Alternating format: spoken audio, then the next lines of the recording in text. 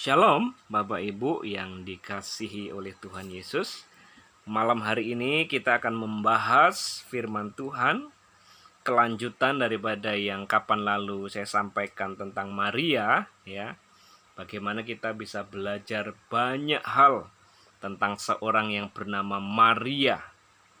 Nah, malam hari ini kita akan bahas dari seorang tokoh yaitu bernama Yusuf, ya. Kelanjutan daripada kisah kelahiran Yesus Kristus yang diambil di Matius 1 ayat 18 sampai 25, ya.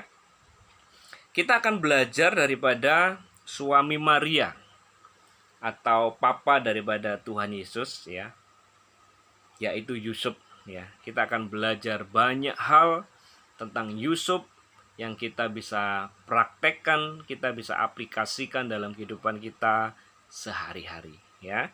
Kita akan lihat di dalam Matius 1 ayat 19. Berbunyi demikian, Bapak Ibu. Karena Yusuf suaminya seorang yang tulus hati dan tidak mau mencemarkan nama istrinya di muka umum, ia bermaksud menceraikannya dengan diam-diam, ya. Kita akan belajar malam hari ini tentang Yusuf. Poin yang pertama yang saya mau sampaikan adalah Yusuf adalah seorang yang tulus hati. Ya, tadi katakan bahwa karena Yusuf suaminya seorang yang tulus hati. Tulus hati. Orang yang hatinya murni, orang yang hatinya suci, orang yang hatinya bersih, Bapak Ibu. Orang yang tulus, murni, bersih, suci. Ya. Kalau Bapak Ibu pernah beli bensin, ya. Kalau bensin itu kecampuran air misalnya, tidak murni bensin. Bensinnya dicampur dengan air atau dicampur dengan apa misalnya, maka akan bermasalah. Tiba-tiba motor kita bisa mogok, ya. Pernah kejadian seperti itu, Bapak Ibu? Tiba-tiba motor kita mogok karena ternyata bensinnya tercampur dengan air. Bensinnya tidak murni. Demikian hidup kita. Kalau hati kita ini tidak murni, tidak tulus, tidak suci, tercemar dengan dunia ini, lama-lama Bapak Ibu nanti akan mengalami kerusakan demi kerusakan dalam kehidupan kita. Ya. Karena hati kita ini tidak suci, tidak murni, nanti tiba-tiba ada kerusakan-kerusakan terjadi di dalam hidup kita. Kerusakan-kerusakan di dalam rumah tangga kita. Kerusakan-kerusakan di dalam hubungan kita dengan orang lain. Karena hati kita tidak jaga supaya murni. Nanti lama-lama mogok, ya. Seperti motor itu, kalau dia kecampuran dengan air bensinnya, nanti lama-lama motornya mogok, Bapak Ibu. Demikian hati kita. Begitu pentingnya menjaga hati kita itu tetap suci, tetap kudus, tetap murni, Bapak Ibu. Setan akan berusaha mati-matian untuk mencemarkan hati kita. Seperti yang dia lakukan terhadap Kain dan Habel. Ya, Habel itu hatinya benar-benar tulus suci, Bapak Ibu. Tetapi Kain, dia iri hati karena melihat persembahan adiknya diterima oleh Tuhan dan persembahannya tidak diterima. Apa yang terjadi? Kain hatinya jadi jahat. Hatinya tercemar dengan dosa. Akhirnya apa? Dia membunuh adiknya sendiri. Berapa banyak kekacauan di dunia ini karena kita tidak menjaga hati. Berapa banyak hubungan suami istri bermasalah karena kita tidak menjaga hati kita tetap suci dan murni. Artinya apa? Hati yang terbebas dari pencemaran duniawi. Hati yang bebas daripada segala kekecewaan. Hati yang bebas dari segala kemarahan, kebencian, persaingan, Bapak Ibu. iri hati. Berapa banyak manusia gara-gara iri hati, akhirnya apa? Memfitnah sana, fitnah sini, gosip sana, gosip sini. Hatinya nggak bersih, Bapak. Kalau hati kita tidak bersih, itu bukan hanya akan menjadi racun buat orang lain, itu juga akan menjadi racun buat diri kita sendiri, yang akhirnya akan membunuh hidup kita dan membunuh orang lain di sekitar kita. Makanya kita perlu menjaga hati kita sungguh-sungguh, Bapak Ibu. Ini serius saya katakan. Jaga hatimu dengan segala kewaspadaan, karena dari situlah terpancar kehidupan. Kalau kita tidak menjaga hati kita, akhirnya apa? Hati kita tercemar dengan dosa, tercemar dengan racun-racun yang ada di dunia ini.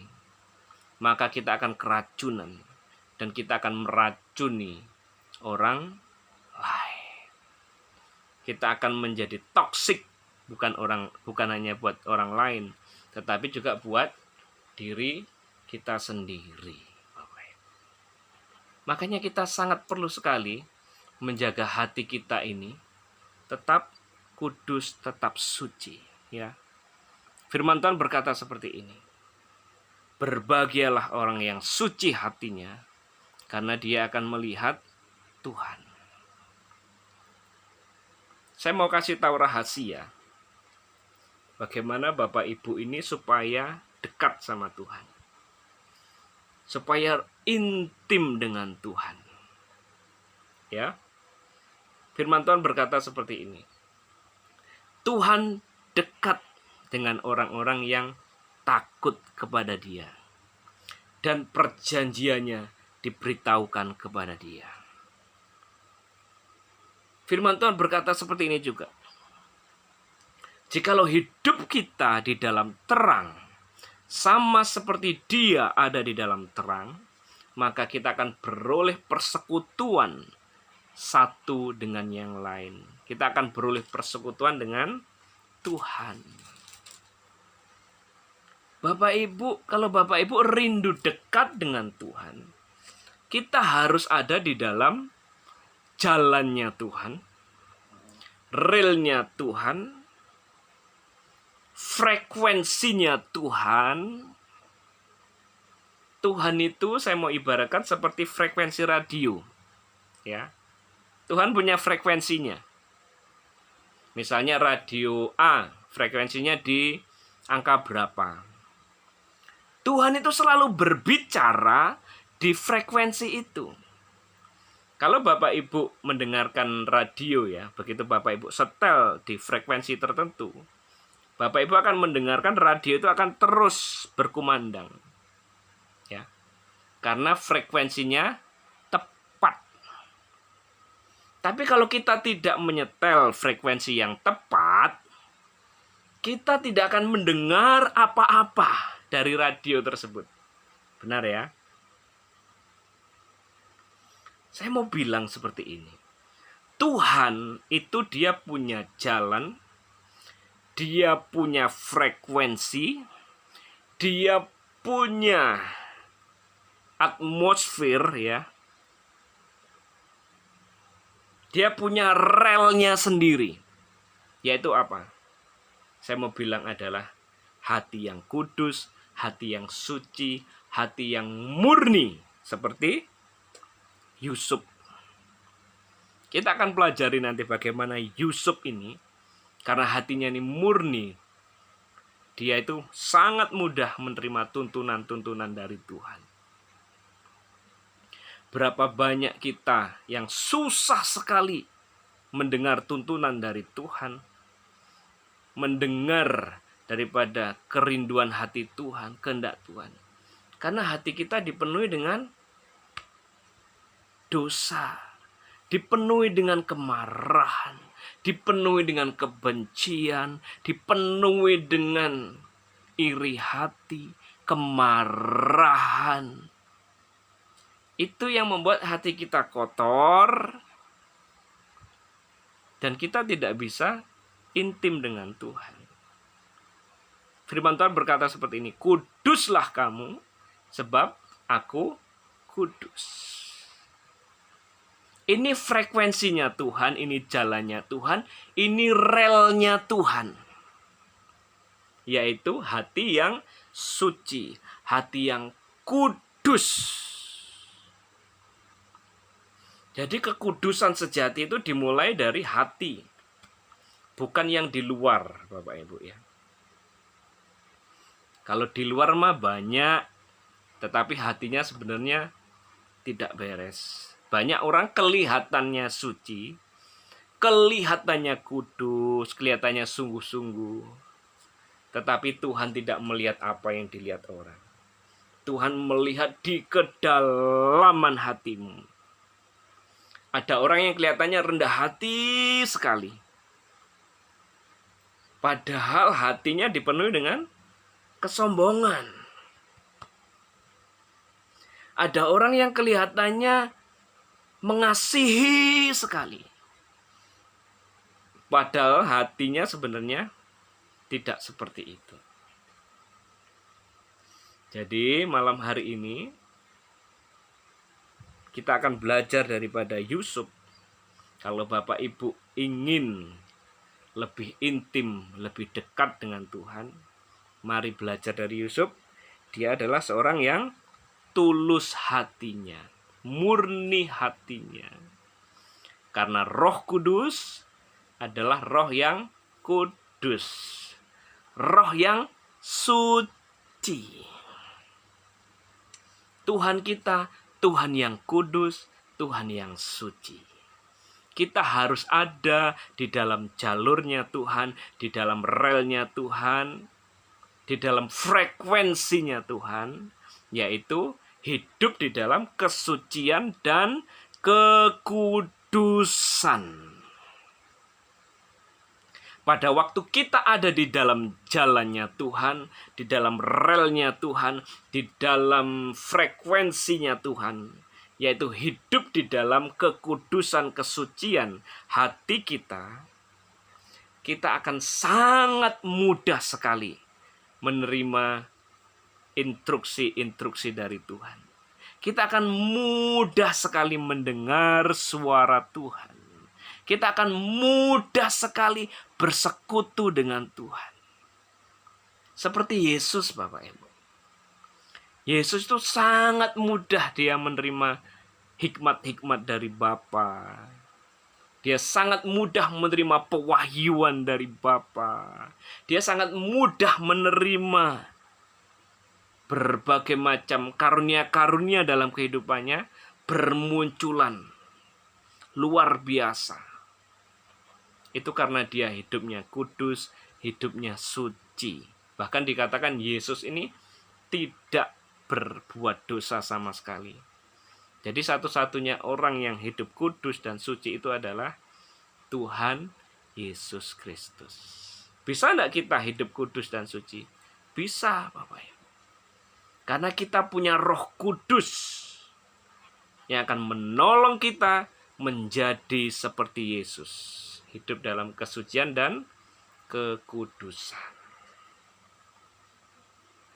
Ini kuncinya. Musa, Bapak Ibu. Musa berkata seperti ini. Tuhan bergaul karib dengan orang yang takut akan Dia. Orang yang takut akan Dia itu maksudnya menghormati Tuhan, tidak hidup di dalam dosa, Bapak Ibu.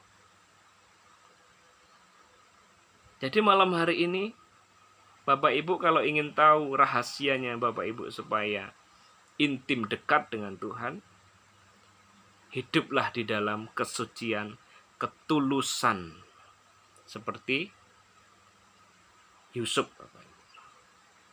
Ya. Maka kita akan mudah sekali mendapat hikmat-hikmat, pewahyuan-pewahyuan yang luar biasa dari Tuhan. Hati yang benar-benar suci dari dalam ya. Bukan kelihatannya suci, tetapi memang hatinya suci, ya. Mari kita jaga hati kita.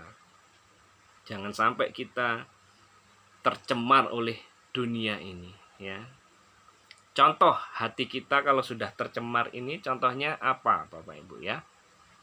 Apa sih contohnya hati kita kalau sudah tercemar dunia ini? Orang yang hatinya tercemar, seperti yang ditulis di Alkitab, dari hati timbul segala apa? Persinahan, percabulan, pembunuhan, kemarahan, kebencian, kepahitan, dan lain sebagainya. Sekarang coba dicek di hati kita. Apakah hati kita dipenuhi dengan iri dengki, dipenuhi dengan kemarahan, dipenuhi dengan pikiran kotor, dipenuhi dengan kebencian, dipenuhi dengan kekecewaan, dan lain sebagainya. Apa yang ada di hati kita itu akan tercermin keluar lewat tubuh fisik kita, lewat perkataan, perbuatan, ya. Kalau hati kita masih dipenuhi dengan segala macam kepahitan, kemarahan, kebencian, hati kita tidak dalam kondisi yang suci, Bapak Ibu. Itu hatimu sudah keracunan, saya mau bilang, sudah tercemar. Harus segera di detox, ya. Kalau hati kita, sekarang coba cek hatimu. Hatimu masih ada nggak iri hati? Masih ada nggak suka sama orang? Masih ada nggak segala macam perbuatan-perbuatan yang jahat di hati kita? Kalau iya masih ada, berarti hatimu itu nggak suci. Hatimu tidak dalam kondisi yang tulus, tidak dalam kondisi yang murni. Coba cek hati kita malam hari ini ya, Bapak Ibu, ya. Karena dari hati ini timbul segala hal yang itu mencerminkan apa yang ada di hati kita. Apa yang keluar dari mulut kita itu tercermin dari hati kita. Kalau orang hatinya benar, pasti mulutnya penuh kasih, penuh cinta. Ya. Tapi kalau hatinya penuh dengan kekecewaan, yang keluar dari mulut apa? Makian, umpatan, gosip, dan segala macamnya. Kalau hati kita sudah tercemar, itu akan menjadi racun. Yang pertama buat siapa? Buat diri kita sendiri. Orang yang hatinya tercemar, saya pastikan hatimu tidak akan ada damai sejahtera, tidak akan ada sukacita. Hidupmu akan dipenuhi dengan komplain, hidupmu dipenuhi dengan ngomel, hidupmu akan dipenuhi dengan segala macam hal yang negatif. Ya. Ini ciri-ciri hati yang tercemar tadi. Hatinya tercemar, itu akan mencemari tubuh kita, merusak diri kita, ya. Akhirnya apa? Bisa pengaruh ke banyak hal, Bapak Ibu. Pengaruh ke tubuh fisik kita. Menurut apa? Dokter, Bapak Ibu. Orang yang kena kanker, orang yang kena segala macam itu sebenarnya penyebab utamanya adalah apa? Stres, kemarahan, kebencian. Makanya Alkitab menulis gini, hati yang gembira adalah obat. Ya Bapak Ibu ya. Jadi coba kita cek hati kita. Apakah hati kita ini suci, murni, atau sudah tercemar, ya. Jangan makan racun di depan kita, Bapak Ibu. Saya bilang perkara-perkara yang terjadi dalam kehidupan kita, hal-hal yang negatif dalam kehidupan kita, itu jangan kita makan. Misalnya ada orang yang mencemooh kita, ya. mencemooh kita karena berbagai macam hal. Akhirnya kita marah, ikut mencemooh dia.